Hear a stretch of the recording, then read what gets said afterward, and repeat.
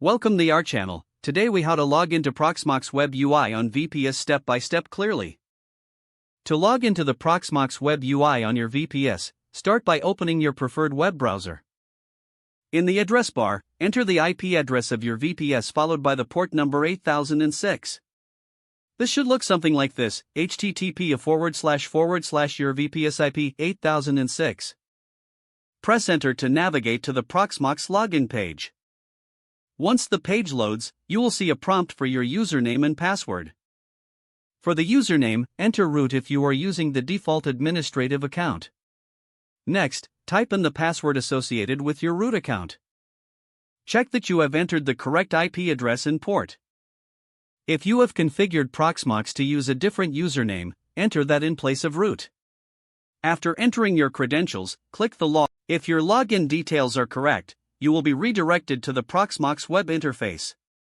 Here, you will see the dashboard displaying your VPS resources and settings. If you encounter any errors during login, double-check your credentials for accuracy. Make sure the Proxmox service is running on your VPS. If necessary, restart the Proxmox service using your command line interface on the VPS. Once logged in, you can begin managing your virtual machines and containers. Explore the various options available in the Proxmox interface to familiarize yourself with its features. If the page does not load, refresh the browser or try again in a private or incognito window. Make sure you are using the correct email address, then retype it carefully to avoid small typos. If your password is not accepted, use the reset option and create a new strong password you can remember.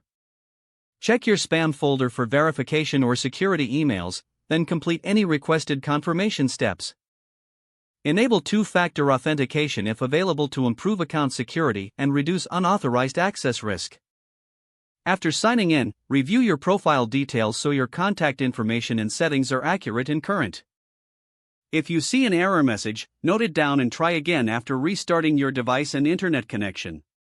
Log out when you finish, especially on shared devices, to keep your account and payment information secure. If the page does not load, refresh the browser or try again in a private or incognito window. Make sure you are using the correct email address, then retype it carefully to avoid small typos. If your password is not accepted, use the reset option and create a new strong password you can remember.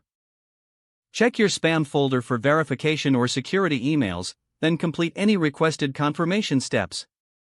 Don't forget to like this video and subscribe to our channel for more step-by-step tech guides.